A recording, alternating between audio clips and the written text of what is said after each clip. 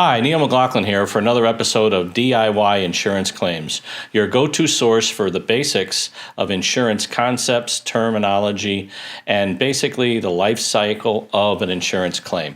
So many of the people that we broadcast our channel to ask us, what are the different types of public adjusters, or what are the different types of adjusters?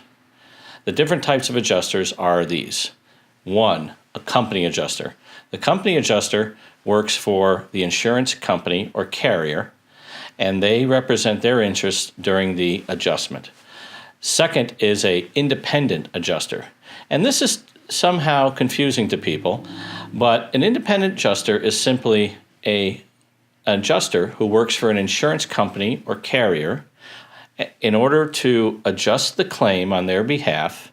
And they're called independent because they can work for a variety of insurance companies. They're not tied to one company, such as the company adjuster.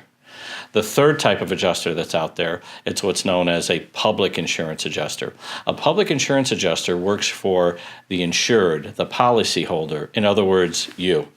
And they work on your behalf to adjust the claim to a fair and equitable settlement to bring you back to pre-loss condition. I know we mentioned that term a lot in these videos, and that's a basic concept in insurance. You want to be brought back to the same place you were prior to the incident. In summary, the three types of adjusters. 1, company adjuster. 2, independent adjuster. 3, public adjuster. That's your summary of the three types of adjusters that you will encounter during your insurance claim. Thanks for watching. Please like and share with your friends.